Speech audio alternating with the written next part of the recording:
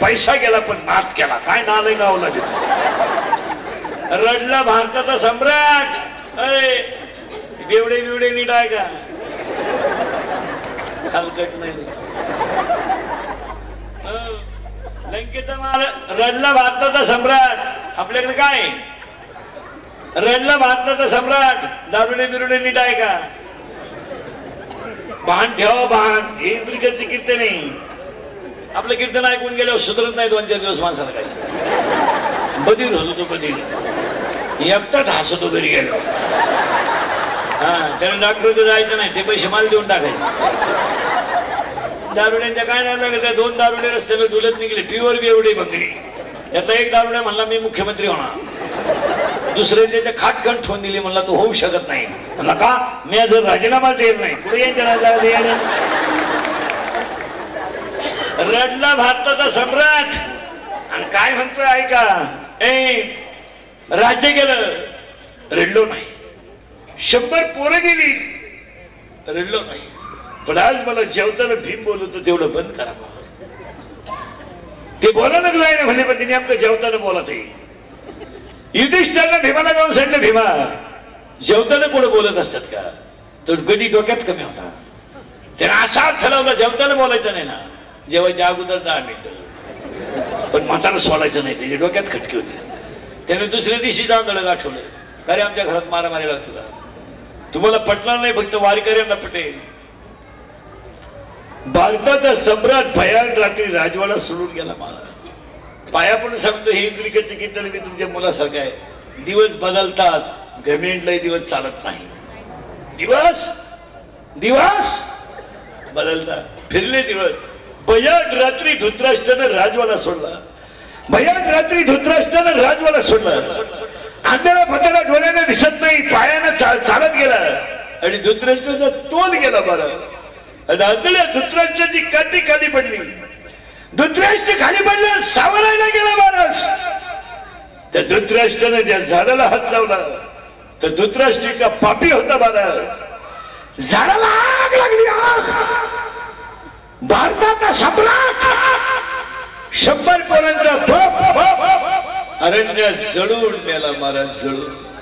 भारताचा सम्राट अरण्यात जळून मेला महाराज. आणि ज्यांच्या घरात देवाला खायला काही नव्हतं त्यांना वैकुंठाला न्यायला देवाला हा जगाचा इतिहास आहे. भारताचा सम्राट जळून मेला आणि तुकोबारायला वैकुंठाला न्यायला देवाला. माऊलीने समाधी घेतली तर माणसं रडतील. यात काय नवल आहे महाराज. देव रडले. देव रडले. देव जगाचा बाप भगवान रडला. नुसते रडले नाही. आई साहेब सुद्धा रडल्या. माऊलीने समाधी घेतली तर देव रडले. माऊलीने समाधी घेतली विश्व रडलं. माऊलीने समाधी घेतली आई साहेब रडले.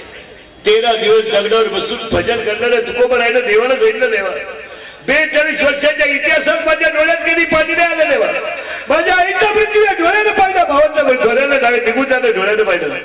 अंबाजीने मला मारला आणि रामेश्वराने माता गाथा पाण्यात टाकला. पण 13 दिवस मी खडकावर बजवून केला आणि तुम्हाला 13 दिवस पाण्यात उभं केलं. एवढंच वाईट वाटलं. त्यांना वैकुंठाला न्यायला देवाला.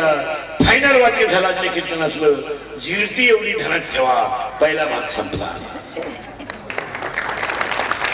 त्यासाठी तुम्हाला मिळवावं लागेल ते ज्ञान.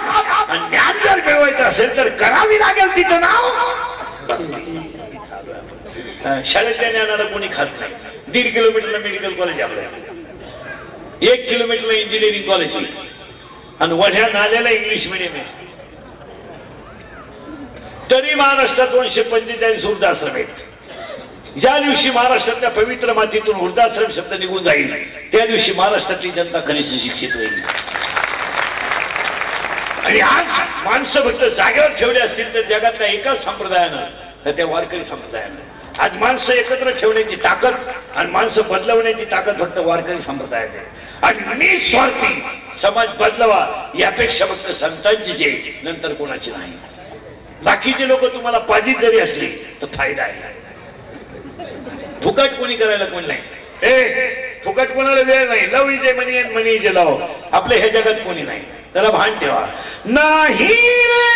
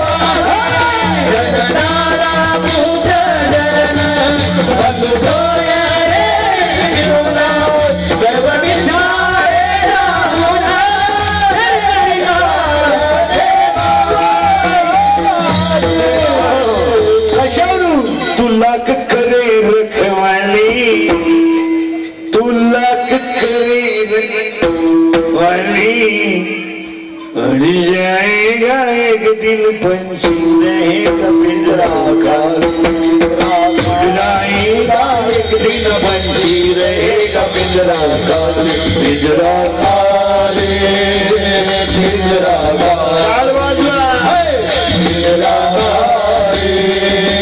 पिंजरा तू लाख हिफाजत कर ले तू लाख करे रखवाले तू लाख हिफाजत कर ले तू लाख करे रखवाले उड़ जाएगा एक दिन पिंजरा उड़ जाएगा एक दिन पिंजरा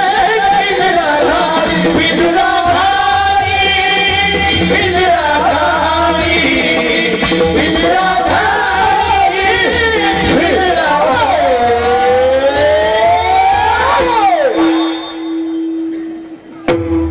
म्हणतच जात घरी जात पिंजरा किती लबाड्या कर येड्या पिंजरा खाली आणलेला धृतराष्ट्र तोल गेला मला वाक्य सांगायचं होतं सगळं होईल पण पहिलं वाक्य आजच्या कीर्तनातलं फायनल झालंय ग कशाचाही करा जिरतो तो होऊ द्यायचा नसेल तर भक्ती करा आपल्याला व्याख्या शिकायचं आहे भक्तीचे तसे लौकिक दोन प्रकार आहेत व्याभिचारी भक्ती आणि अव्याभिचारी भक्ती अव्याभिचारी भक्तीचे 9 प्रकार आहेत अंचन वंदन पाच सेवन दर्शन श्रवण कीर्तन मनन नित्यासन आणि आत्मनिवेदन या 9 काय झाल्या भक्ती आणि भक्ती बाहेर करू नका भक्ती आत करा आत याच्यात याच्यात याच्यात याच्यात याच्यात भक्ती का करा पटकन आहे का इथून वर किती आहेत मला सगळं 5 कोण बारीक 5 एवढं पटकन आहे का बरं का भक्ती कशी शिकायची आता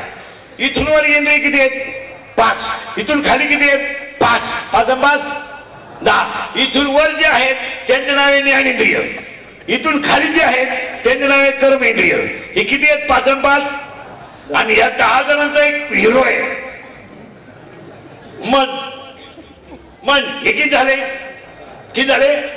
आता ऐका बरं का हे किती झाले सावध राहा हे किती झाले बरेच आकडे तुम्हाला ध्यानात ठेवायचे हे किती आहेत अरे वर किती 5 खाली किती 5 आणि 11 कोण मन त्याच्यातलं सगळ्यात सज्जन गडी हा इनामदार नंबर 1 कोण नाक त्याच्यापेक्षा इनामदार कान पण सगळ्यात गद्दार लई खतरनाक गडी हा हे जरी एका जागेवर उभं राहिलं हे 1.5 किलोमीटर जाऊन येते आणि याचं असं वैशिष्ट्य आहे याला जर एखादी गोष्ट आवडली ते एवढ्याला कामाला येते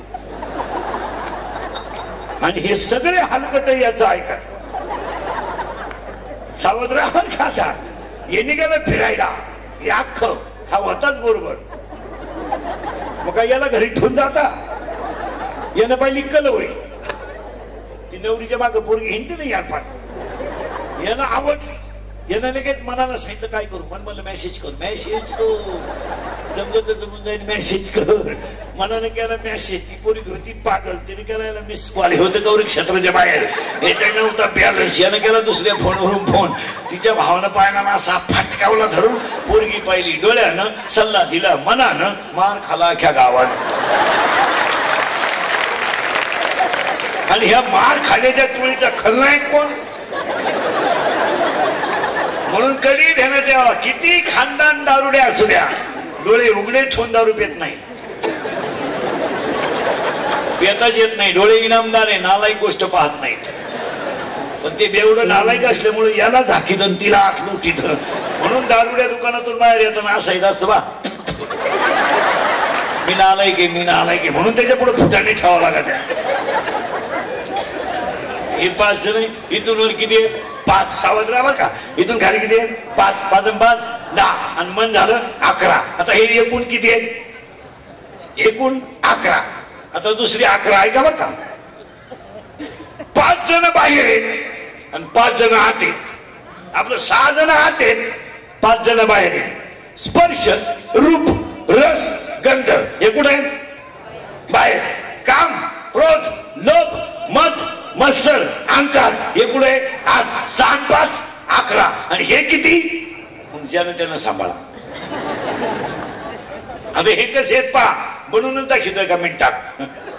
तुमच्या माझ्या भीमीच्या जवळ दोन्ही बाजू टण भाग आहे घरी गेलो निवांत भाग.